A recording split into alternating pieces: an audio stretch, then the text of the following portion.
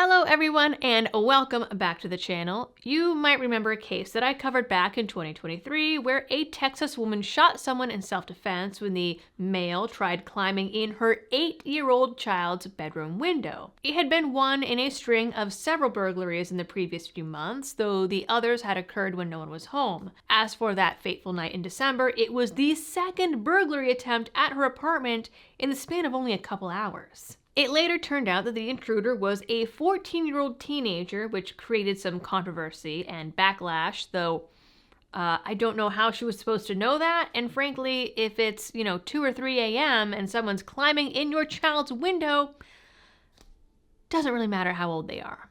Aaliyah Wallace was cleared of any wrongdoing by a grand jury last April, but only days after the shooting, she was hit with an eviction letter telling her that she had broken her lease. Wallace was living in federally subsidized housing with her 4 children, and management told her that having a gun on the property, even a legally owned firearm, was in violation of the management's ban on guns. Now, such a ban is unconstitutional, public housing or not. A person shouldn't lose their Second Amendment rights just because they're poor, though that's pretty much what gun control truly aims to achieve, making it the only pay-to-play right.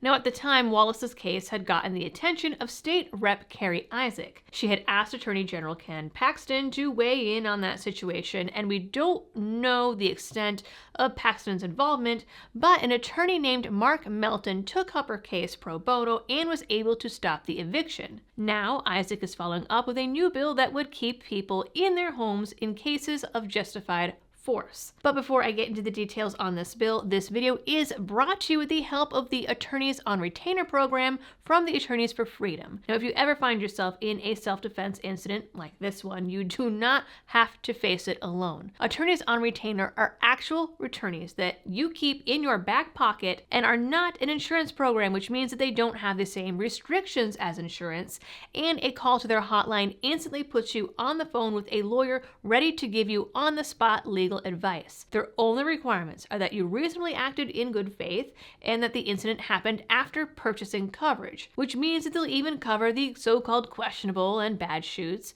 incidents in gun-free zones, unlicensed guns, domestics, accidents, you name it.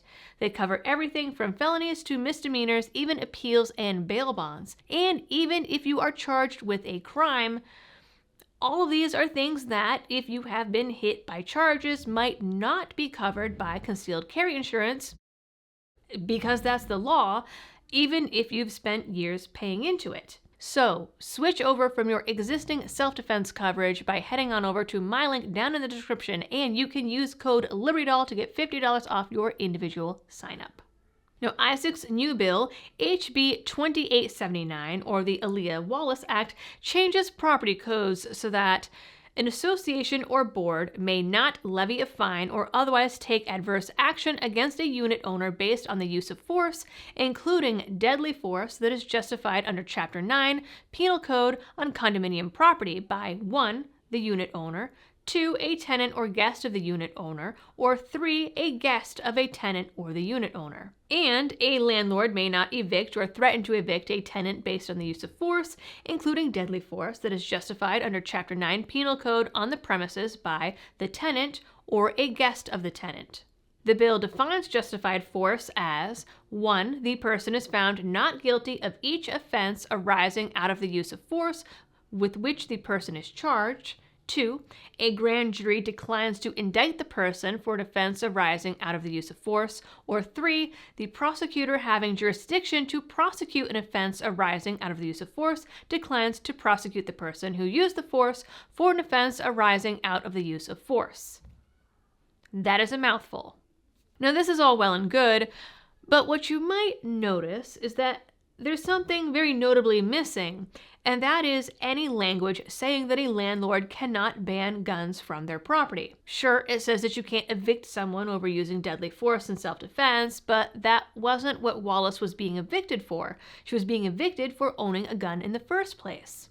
Now, that is admittedly a bit of a sticky wicket, and I say that because several courts have ruled that the government can't ban guns from public housing, but when it comes to private property owners, Then you get into property rights versus Second Amendment rights. Law-abiding citizens have a right to own guns, and private property owners under most state laws have a right to ban guns from their property. What isn't clear is if that ability to ban extends to someone renting said property. There have been similar cases of people challenging evictions over use of force or gun ownership, but only in housing authority properties, and in those cases, they were either settled or the housing authority agreed to a court order saying that they couldn't deny someone a lease based on gun ownership, which is a little different. I will be very intrigued to see where this bill goes and if Isaac amends it when people point out the flaws in it. If she included language prohibiting gun bans, the bill, even if passed, would likely get challenged in court and would definitely